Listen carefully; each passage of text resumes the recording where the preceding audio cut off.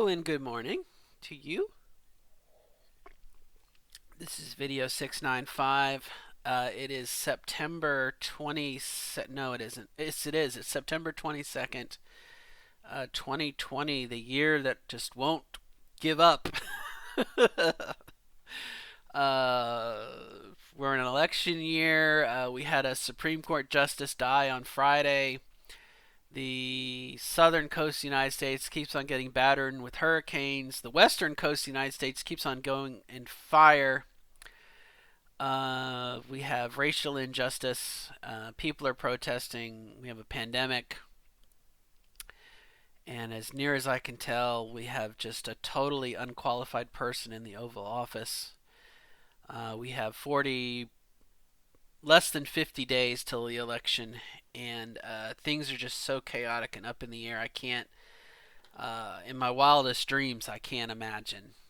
It's just such a chaotic time to be alive. A chaotic time to be alive. But all that aside, today is scientifically, today is the first day of fall. From a religious and a spiritual point of view, it is the time of year for the festival of Alban Elfed for Druids, of which I am a member. It is also a high holy day for Wiccans, Mabon.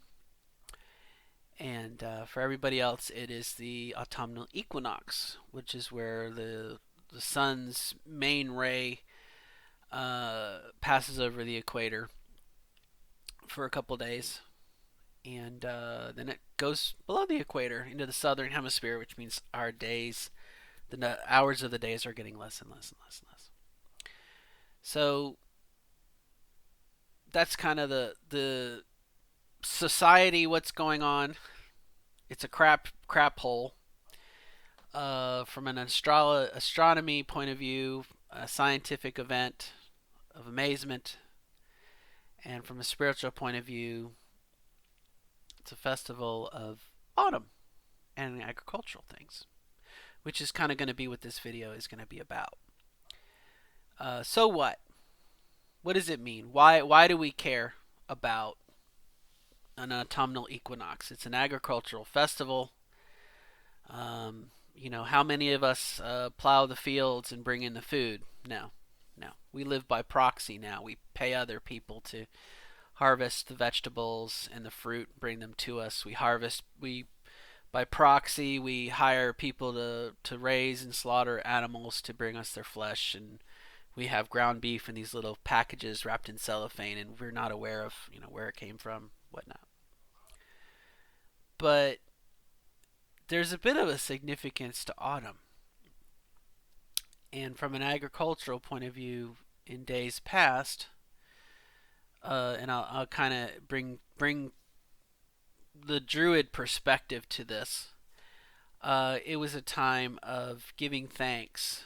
Much of what we probably associate with Thanksgiving, the Druids and people of the past would greatly appreciate this time of year because it was the final harvest.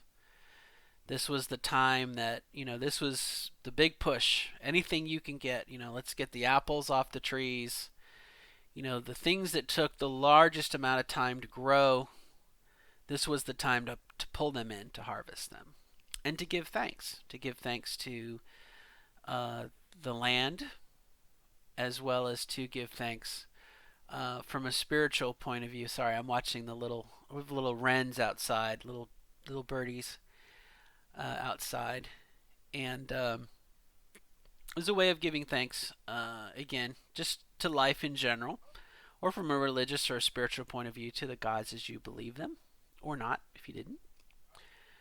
But it's also a time of reflection, which may or may not necessarily tie into the transgender side of this channel,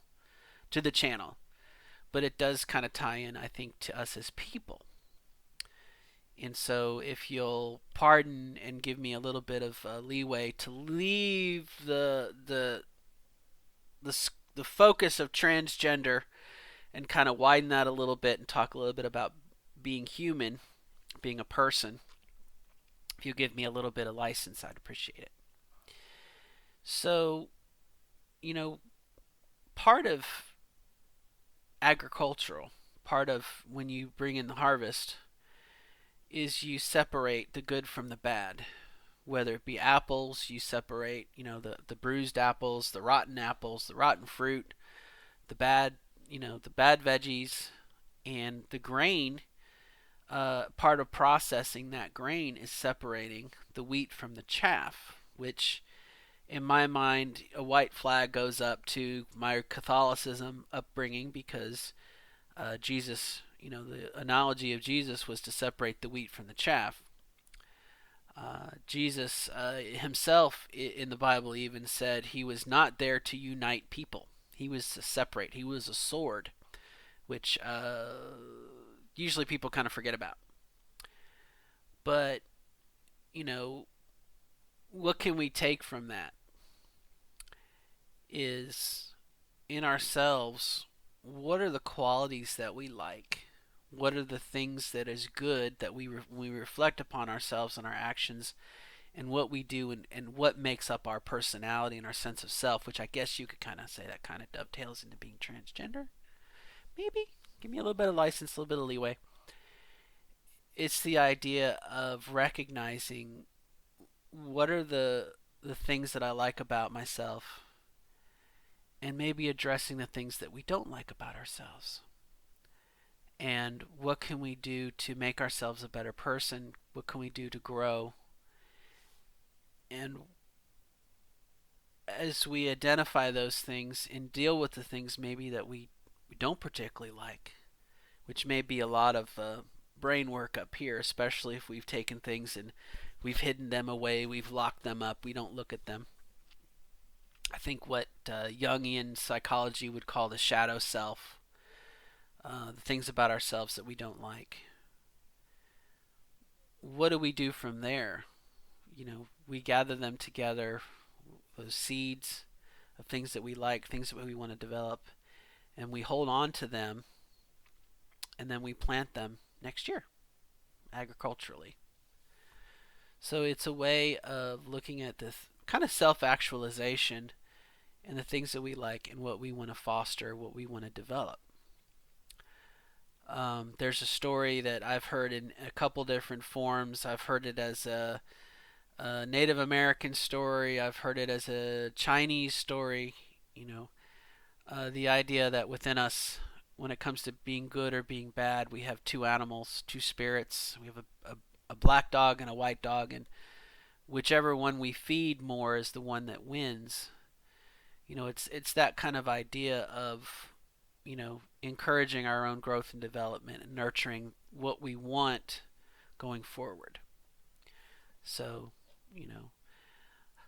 the other thing that pops up when I think about agricultural is, you reap what you sow, which again, another white flag goes up. Jesus, Bible, reap what you sow. Which was probably lifted. It's in the book of Proverbs. It's always amazes me. I have a Bible by my bedside. Okay, Holy Bible, and you can see I've got my little flags in it. I read it. I read the Bible, which is odd because I'm a pagan. I don't want to go too far off the rails, but if you don't believe in the Bible, or if you do, I think it's great to read it periodically. Just read it cover to cover, because it gives you a lot of ammunition when someone picks up and reads you kind of an obscure quote. Sa da da da da, the son of blah blah blah stubbed his toe on a rock, and the rock was pink, and so therefore God hates all gay people. It's in the Bible. Okay. It's kind of cool to be able to know exactly what they're saying and say, well, it's interesting that you mentioned that because, Peter further expounds upon this on blah, blah, blah, blah, blah, and talks about how this is what he meant and this is how it applies to So no, God doesn't hate gay people. It's good to know. I guess, know your enemy, for lack of a better word. But also, like I said, to digest it and kind of know, again, when I was younger, I would get into debates and arguments, and I don't do that now. I just kind of nod my head and say, if that's what you believe, great. But anyway, where was I? Oh, reap what you sow. But actually, the book of Proverbs, that probably was actually taken from the book of Thoth, which is an Egyptian book of knowledge that was about 1,000 years before the book of Proverbs was written. So whoever was compiling and wrote the book of Proverbs probably, much like we do in history, we look upon what worked in the previous generation and we pass that on. So if you really want to be technical, it probably was someone before the Egyptians who came up with that idea, but we'll just settle on saying you reap what you sow. Same premise of as to what dog you feed. What you do is going to come back to you. And so as you have reflected upon yourself at this time of year and the things you like, the things you want to promote, you want to nurture, you want to develop, those are the things you're going to sow, you're going to plant and nurture as they develop. So it kind of is a good opportunity, number one, to give thanks, which is kind of hard to do when you're transitioning and you're like, oh, I want this to happen now, I want this to happen now. But also to plan ahead a little bit. And let's rewind on that moment. We talk about giving thanks. As you know, I strongly encourage every person who's transitioning to come up with a roadmap and plan out your transition, how you're going to get from A to B and all the stops in between. And we know the benefit of that is you get it out of your head, so you can put it on a piece of paper, you can walk away from it, you can come back and visit it and make tweaks to it. But if you break it down into smaller steps, it allows you to celebrate those steps. I'm not sure how your transition went, but I was like, oh golly, hurry up, hurry up, hurry up, come on, hair, grow hair, breasts grow. When am I going to see the changes? Hurry up, hurry up, hurry up. But I could look at my map and say, well, you know what? I'm on month 4. Let's celebrate being in month 4. I made it 4 months, and as I get ready for month 5, celebrate the fact that I have made it this far, and look at how far I've come. So it's an upshot to doing it. And really, I think that is just about it. This is going to be a short video. So, again, this time of year, reap what you sow, but do some self-actualization and figure out what you like about yourself. What are some things maybe to work for, but to also celebrate your accomplishments and where you're at. Count your blessings. I have a friend who they always have like a laundry list of complaints with their transition, and one day I listened. I said, well, that's terrible. Oh my goodness, I hope that works out for you. And I asked them, have you ever just thought about how blessed you are? And they looked at me like, you've got 3 heads, Robin. And I was just, you've had the opportunity to transition, and people like you. Your transition went well at work. Your coworkers like you. You're in a position where you have the ability. Excuse me, I'm gonna wet my whistle. You've got health insurance. If you save up for a year or 2, you could probably get a boob job if you wanted. You ever count your blessings? Not meant as a mean thing, but we have such a laundry list of things that are wrong with us, but do we ever compare ourselves to where we were, in my case, 30 years ago, you know, and be thankful for what we have, you know? Another trans woman I spoke with, again, I listened. I listened. I do a lot of them bastards, which, if you don't know what that means, I had a friend in college who I got fired from my job, one of my jobs in college, and his name was Chris, and he came over and he said, "Them bastards." And just for a couple minutes, that's all we did. He says, "I can't believe that happened. And you're a good worker and you're a good person." He says, "Them bastards, they just..." And for a couple minutes, that's all we did. We just said, "Them bastards." We're very quick. And in the book "Men Are From Mars, Women Are From Venus," the author, and I'm forgetting his name, I think it was Gray, talked about how men are Mr. Fix-Its. The Martians are Mr. Fix-Its. They want to fix things. So if I said, blah, blah, blah, blah, blah, the Martian response would be, "Oh, well, you can do A, Y, A, B, and C, and you can fix it." Whereas the Venetian response would be, "Oh, that's terrible. I'm so sorry." This is stereotypical, obviously. "I'm so sorry that happened to you. I can only imagine, you know." And then after a period of time, say, "Well, what do you think you can do to, what can you do to, then comes the fix it." Um, and now, the whole "men are from Mars, women are from Venus," it's kind of old hat as we look at the non-binary world, I suppose. Um, I must admit, I live in a binary world, although I I tend to just do what I want now. I don't think about it being binary. I don't think about it being masculine or feminine. And I definitely, I've made mention of this before. I can't even approach being on hormones again until December, 2 months from now, 2.5 months from now, because of my blood clots and everything else. My blood's kind of wonky, and I'm actively talk about my roadmap. I'm actively doing things. I'm increasing my exercise. I'm eating well. I'm doing all sorts of stuff to address it. So I don't really particularly feel masculine or feminine right now, but I still have that experience when I'm at work. And I don't see myself. I'm looking at myself in the camera, obviously now, but and I just don't feel. I don't feel like I've done anything. I don't feel like I've transitioned.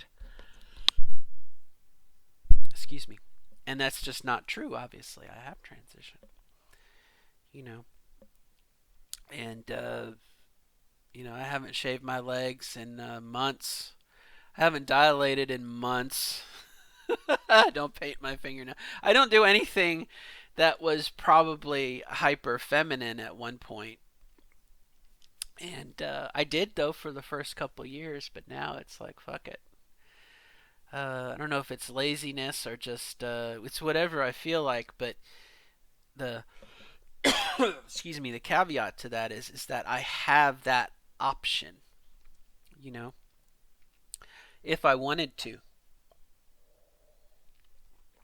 You know, there's dresses in the closet. There's makeup on the desk here if I wanted to. Just right now, it's like, yeah, I don't want to. But I have that option, which is by far different than when I was 12 years old, 7 years old, 18 years old, 24 years old, where I wanted to do it. Excuse me. And I couldn't. Because obviously it was socially, boys don't do that. Men don't do that. Nowadays, you're like, okay. Well, that's me. But, you know, I don't know. We're going to come to a point, I think, where we're so desensitized to it. Of course, we're only aware of what other people think when they're in our face. So, someone could lie to us and say, "Oh, I'm open-minded," and they're not really not. And as recently as this morning, I talked with my mom. She's dead named me this morning, and that doesn't bother me either. Doesn't bother me. But one day in the past it would have. But now I just rolled with it. Like, you know what? Yeah. I'm your son. I love you. That's okay. Doesn't rain on my parade. I know who I am. Anyway, that said, I want to just wish everyone a very happy autumn. I hope if you're interested that you will take the time to do some reflection on where you are, where you want to be. The transition roadmap doesn't necessarily have to be for transitioning, can be for anything. Maybe you're not happy with what you're doing. You want to try a different occupation. Maybe there's something else you want. It's a good way to kind of pick it apart, break it into small steps, and celebrate those steps. You don't have to just celebrate the achievement. You can celebrate the little steps to get where you want to get. As well as I would encourage, again, to see what you want to keep, what you want to separate, let it go. And just go from there. So I wish you the best of luck in your transition. I wish you the best of luck. I almost wonder if transitioning is just the wrong word for it. I guess it depends on what you define transition as. I just see it as a lifelong process. Maybe it's like a curve. The transition is like a curve. Let's see if I can do it real quick here. I'm going to do a little drawing.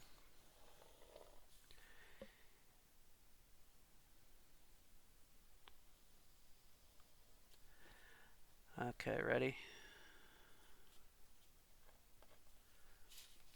Okay. All right. So, time. Oh, wait a minute. Sorry.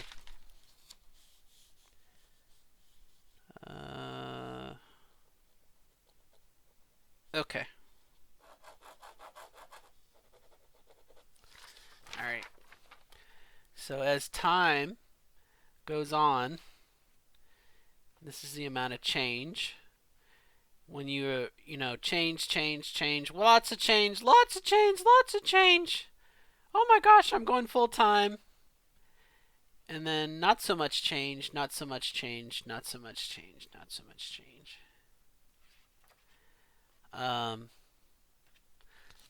Maybe that's the way transition is. Maybe that's the way we ought to think about it. And at some point, I think transitioning dovetails into life changes.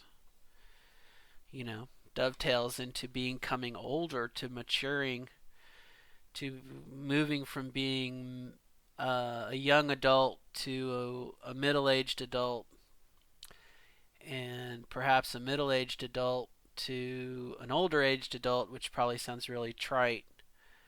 But growing up, I used to think in the 80s we used to say 40 was over the hill, and now it's not that way.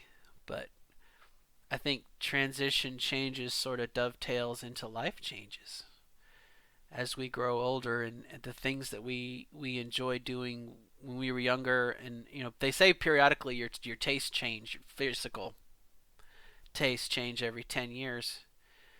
um, Age and stage, I think maybe that's where I'm at. It's not so much the transition, it's just changes in life.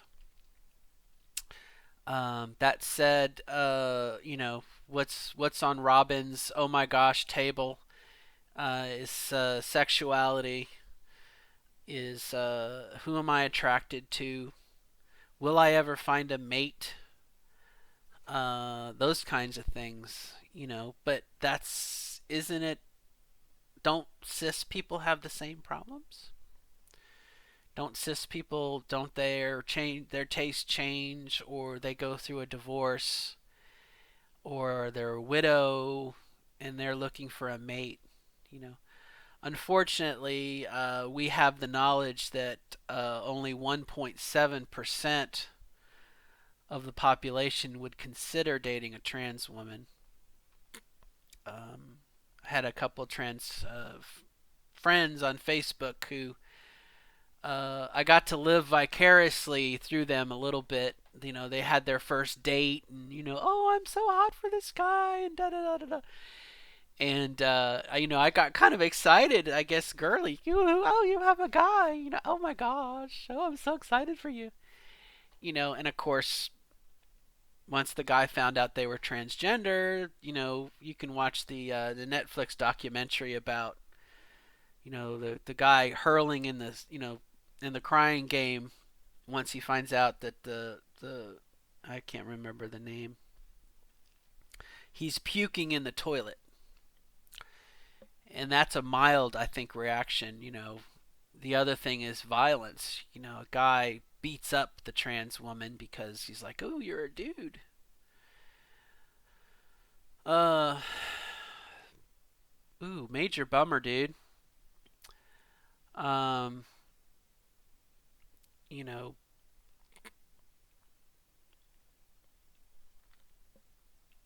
sorry, it's hitting me.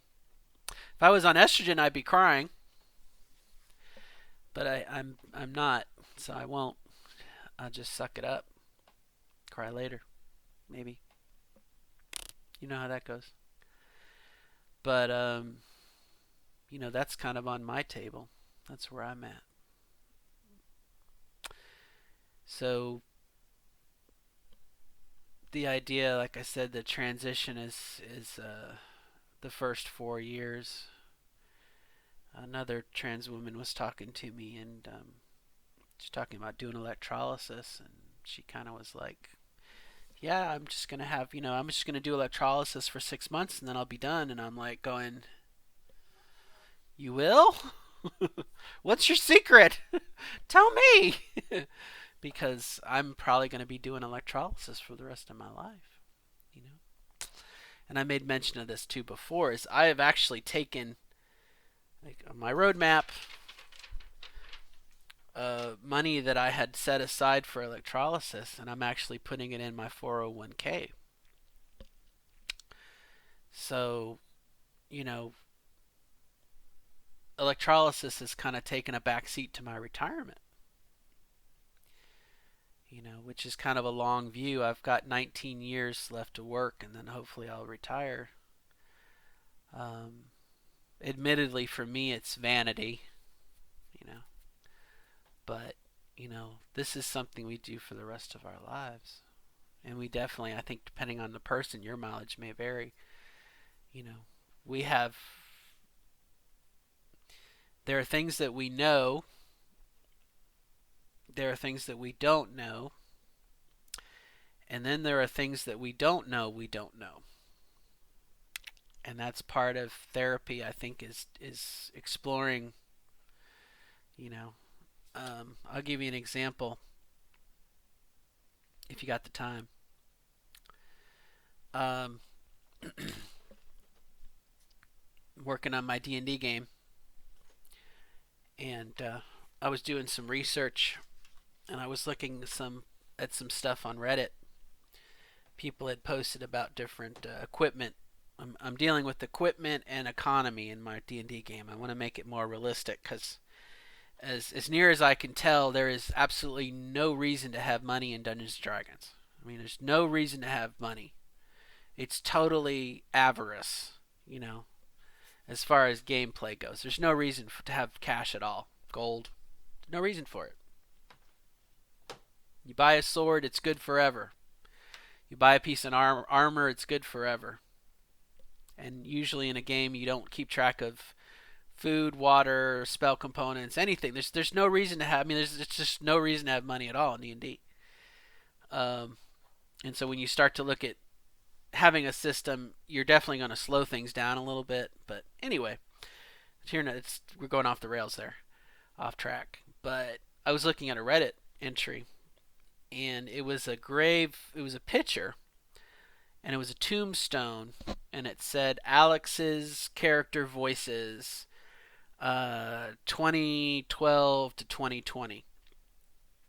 And the person wrote underneath of it, yeah, I gave this picture to my players because I'm starting hormones and I won't be doing voices anymore.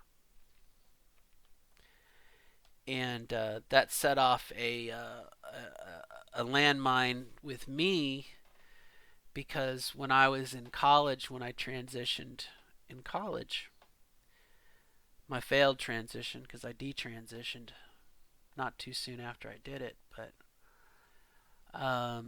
my players, one of them said to me, his name was Ed, and he said, "Well, Robin, I support you. Whatever you need, dude, I support you with. I mean, I will back you up." He said, "Although I gotta say to you two things. Number one, I don't know why the hell you're doing what you're doing, because my girlfriend drives me nuts when she has her period." And I was like, "Oh, okay, thanks, Ed." He said, "But number two, I'm really gonna miss your voices. I'm gonna miss your NPCs." And I kind of looked at him and I was like, "What do you mean?" He says, "Well, you won't be doing your voices anymore because you're going to be a feminine. You're going to be a woman." And I kind of looked at him and I was like, "Well, no, I'd still do my voices." But it really, it took me back to reading that post on Reddit today, 2020, took me back to 1993, and a bit of depression and negativity in my life as I sat there, and I was like, "Oh my gosh, am I going to have to stop? Am I going to give up D&D? And what am I going to do?" And I don't think when I transitioned then, I don't think I did a whole lot to change my voice. I think I did a little bit of work. But, the idea of sacrificing something that I loved, and the fear, and again, all we need when we're trying to think about transitioning is more fear, guilt, and shame, right? And you know, there's things that we have forgotten that come up when we transition that can affect us for the rest of our lives. And so that's kind of why I think, again, back to the graph, um, it's a lifelong decision. It has lifelong effects, and things can be totally perfect and wonderful, and you just step on a time landmine that can totally mess you up, you know. And for a good day or two, I was messed up. I was like, "Oh my gosh, I remember back to then, and what do I do now, and what do my players think now?" And I like to think as much as I have a very I don't give a fuck attitude, I like to think that I'm living a bit stealthy here, which is probably not a good word because it denotes some shame and cloak and dagger. I'm not telling you the truth. But in reality, I look at myself and I'm 6 foot tall. I'm obese and overweight. I'm ugly. Which I'm sorry, I shouldn't have said that word. But I'm gonna get a stern talking to by somebody later, I'm sure. Um, I'm not 22 and young and beautiful. Well, that's not even a good thing to say either. You know what I mean. I'm not a pinup girl. I'll never be a pinup girl. I'm an old woman. I'm a middle-aged woman now, going into being an older woman who will become an old woman. You know what I'm saying? I'll be a geriatric in 19 years. I'll be retiring. I hope, if I live that long. Assuming that 2020 doesn't end in some explosion, the tectonic shift, you know, Pacific Rim all over again. These creatures will come out of the center of the Earth's core and harvest us for their own blah blah blah blah blah blah. But I like to think that fuck, boy, I've stepped in a big pile of doo doo, haven't I? Um,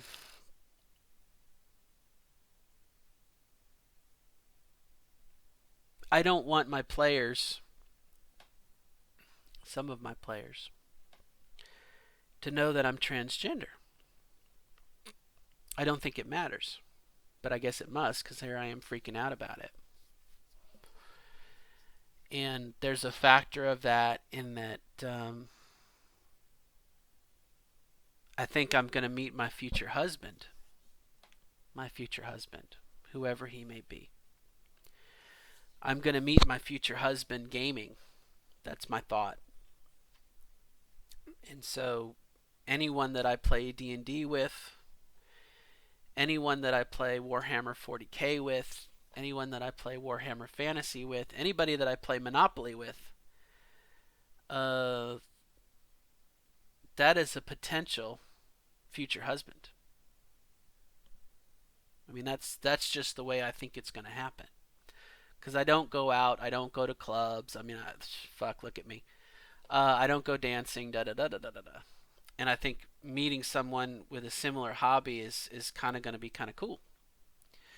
So there are some people in my life, some of them that I'm actively gaming with, some that I might potentially game with once this coronavirus is over. There's one friend of mine who actually I flirted with, golly, for a good 2 weeks that I played Warhammer 40K with. And I felt like he was flirting with me. And I found out he had a girlfriend, and I was like going, okay. And you know, to a certain degree, I'm new to I'm new to the game. I'm new to the dating game as a woman.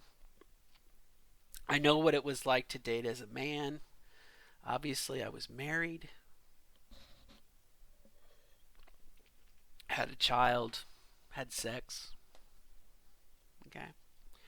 So I'm kind of new to this dating thing on this other side. And I'm trying. I'm trying. It's a bit hard because I don't have estrogen behind me, which you'd say, well, that's probably a good thing. Otherwise, you'd be crying your eyes out. Yes, but I could release this stress and frustration. Boy, I'm sorry. I'm going to run a little bit long today. But it's one transit middle age. It's the channel. Um, so I feel like I'm going to meet my future husband. And, you know, the players in my D&D game, the men, do they know that I'm transgender? Do they treat me? They just treat me as a person, which is what we want, right? Uh, do they know? And you could say, well, does it matter? In a way, not. But again, like I said, that's how I'm gonna meet my future husband. I forgot about see the helicopter back there.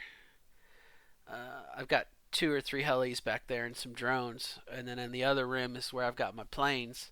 So I could meet my husband on an airfield, but I feel like that's how I'm gonna meet my husband, and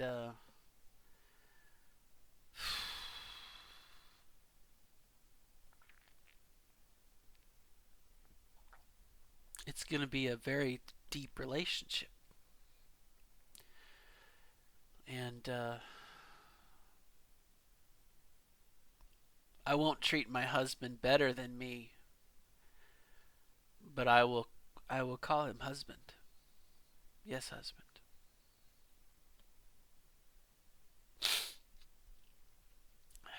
He will be my husband.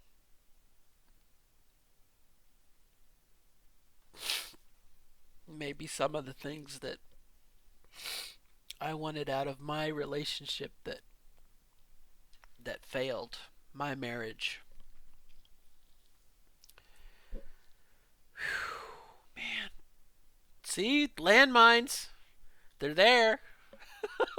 That's why we need therapy. After our, after we need a name. We need a better name for transition. We need, I don't know. Like I said, I call it the pupa stage. So when you're on hormones for the first time and your body's changing, and then once you go full time, I think that's when you start the butterfly stage. But I realize there's some variances that you don't necessarily have to do it that way. But you know, the day that you say to the world, "I am woman," and you go to work and you are woman, but I don't necessarily know if that counts. There's a point in time where the bulk of the changes that happen, and you reach a point where you're like, is this as good as it gets? And I guess that's where I can kind of consider the butterfly stage starts. But anyway, whew, coming back down. Like I said, again, if you were on estrogen, you'd be crying, oh my gosh, I can't believe this. Then you'd have a them bastards stage. But anyway. But I I kind of think of myself somewhat as not necessarily stealth, but fully transitioned. And I don't want to be known as a trans woman. I don't wear trans woman gear. I don't have any trans flags. I don't, you know what I mean? And I don't necessarily know if that's stealth, but I identify myself as a woman. Even though we could talk about that probably for a whole other video. Um, I'm living as close as I possibly can with what I have, the best of my ability. But I must admit, I, and again, that probably is a topic for a whole other video. I am distancing myself somewhat from the trans community, and have a friend, a Facebook friend who's non-binary, and I gotta admit, I'm distancing myself from them because they're non-binary, and not because I don't like them. Boy, this is gonna be loaded. I never thought I'd say that. Got some soul searching to do. But it's like I support their non-binariness, but the non-binary doesn't.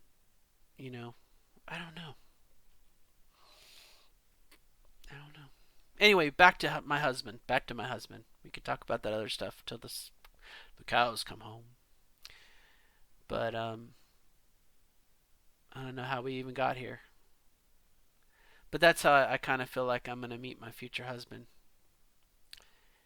And it does concern me because, that's okay. It's the pathway is opening back up again. Neurons are firing. Vacuum tubes are warming up. If I meet my husband, if there's a guy that comes along that joins my D&D game, or I play someone in 40K and we develop a good friendship, I guess you would have that friendship as a core, and then maybe that's when you talk about your past. I don't know. And then that's when you say, "Oh, and I'm trans," just to let you know. I mean, I guess that's an old time debate about when you're dating someone is when do you let them know that you're trans? Do you let them know that you're trans? Are you hiding the fact that you're trans?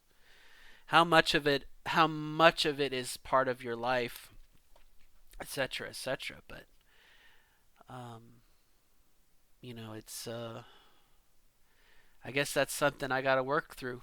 Therapy.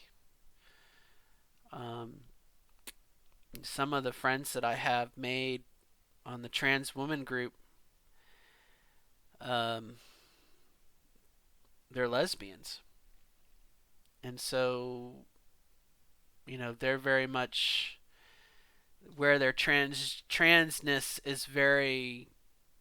They've got the transgender necklace, they've got the transgender shirt and the flag or the tattoo or something, and it's not something that I want. I don't want to be marked. you know I just want to be me. And I guess part of being me is owning that as part of my. It's something in my past and something that makes up who I am. I don't know. Food for thought. Gonna have to. That's a chestnut I'll have to think about. But it has been a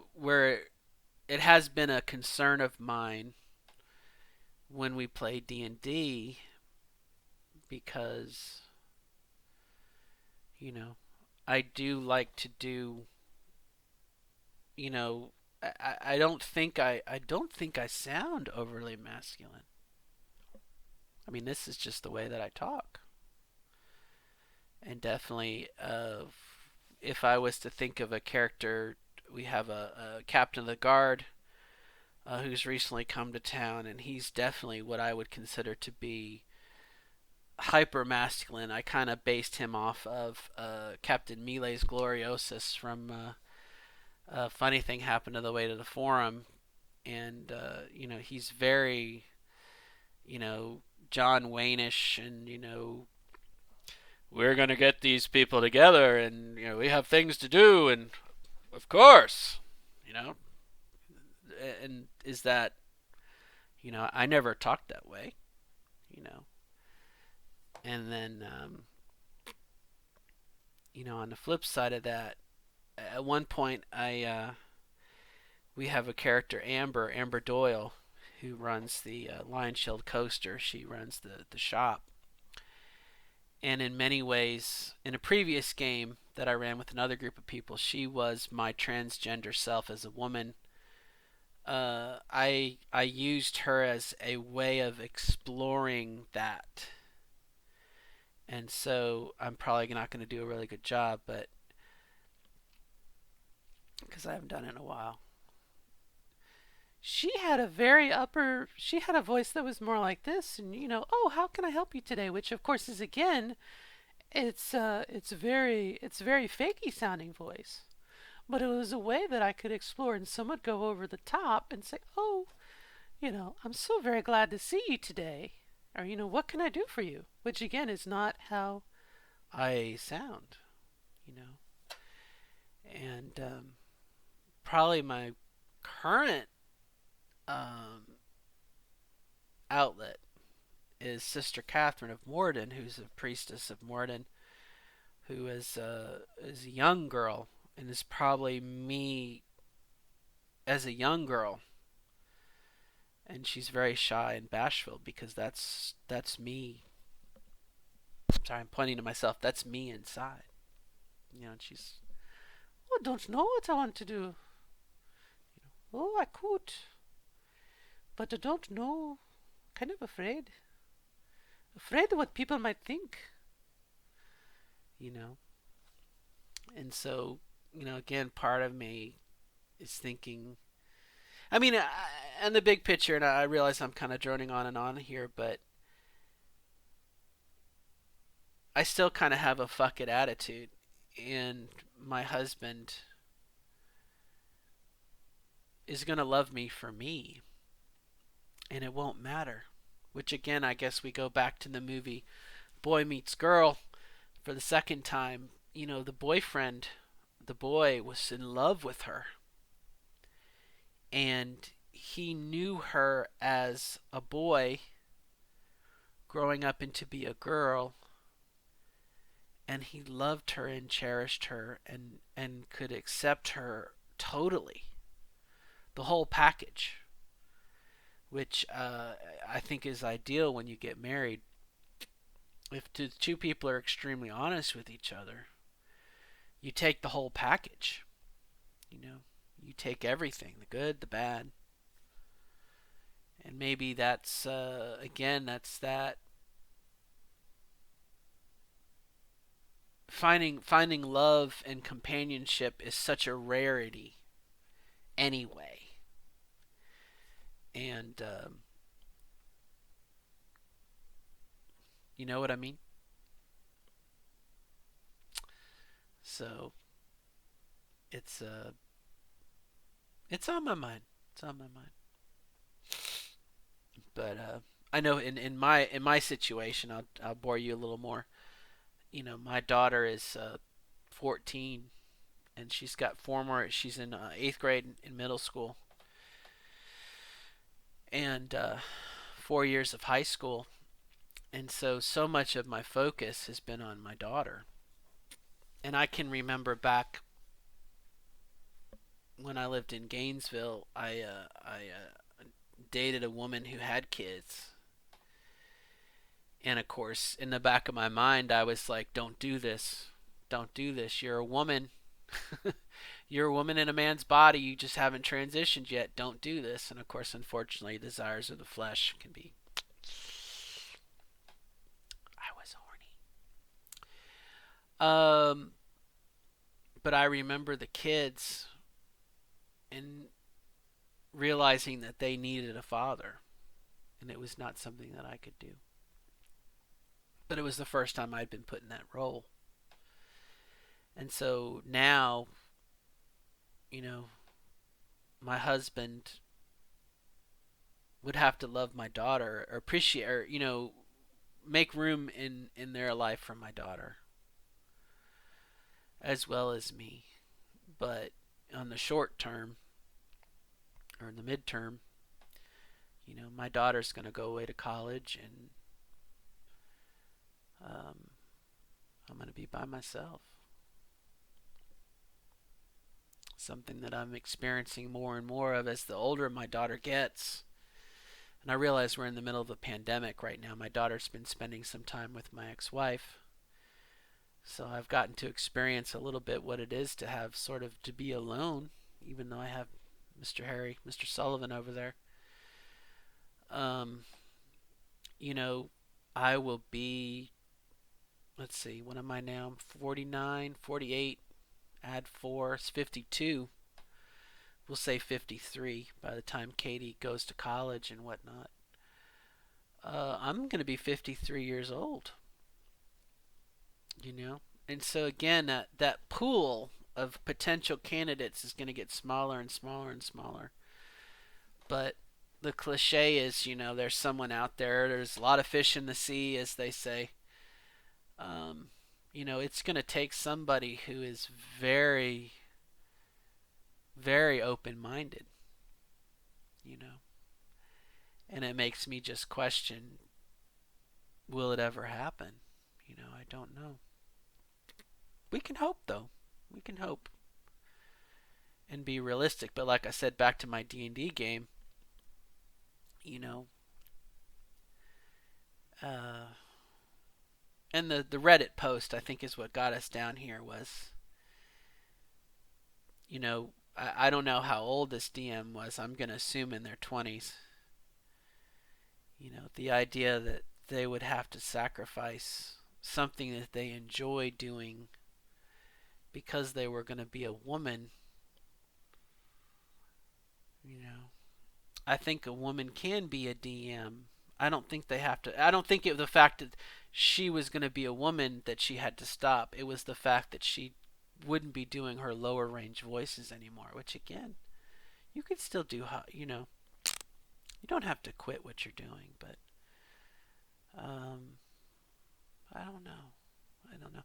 Back when I did the professional voice lessons, which was probably about 3 months ago, as I was taking the professional coach lessons, and I toyed with the idea.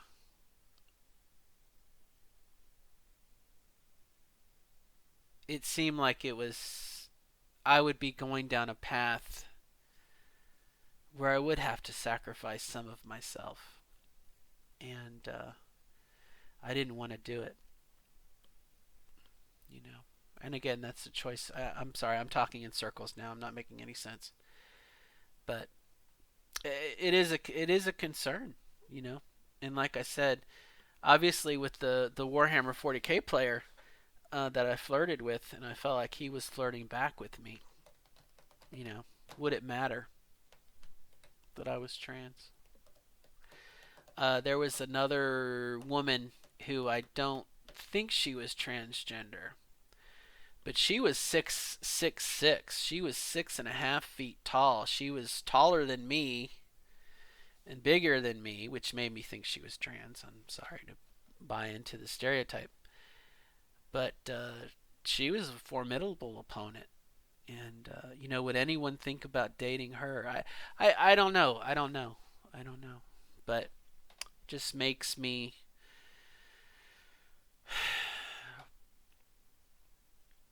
I guess the conclusion that I come to would be that I need to be myself, which is my attitude anyway. Fuck it, just be myself.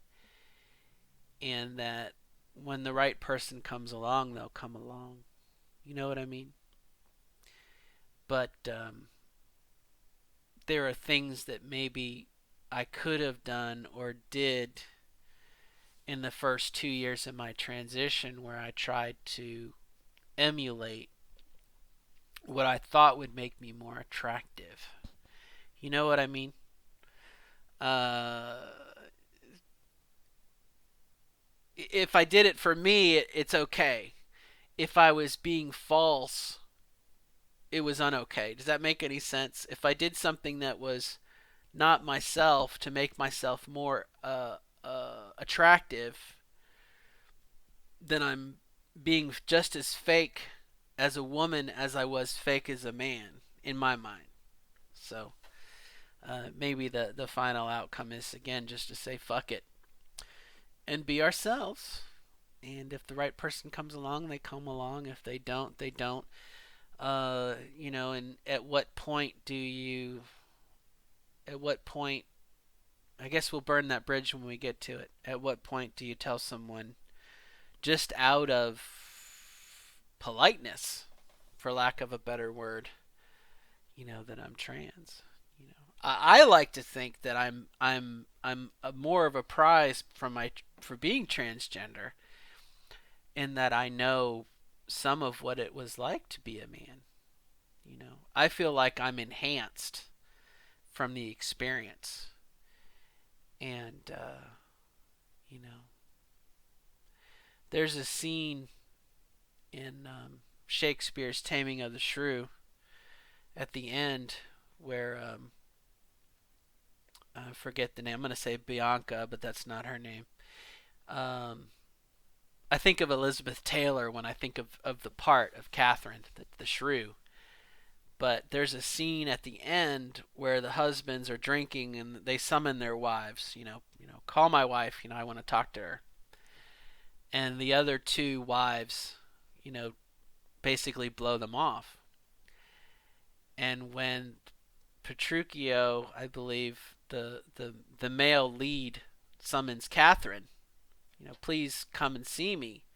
She actually brings the other two wives by their ears, and you will obey your man, and that's sort of my take on being a wife, is not necessarily subservient, but obedient to a degree. I expect that respect in return, but in many ways, I think I will make a good wife that might be better, for lack of a better word, than a cis wife.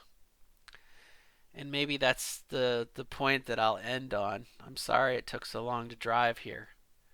I didn't drive here very well, if this is a point.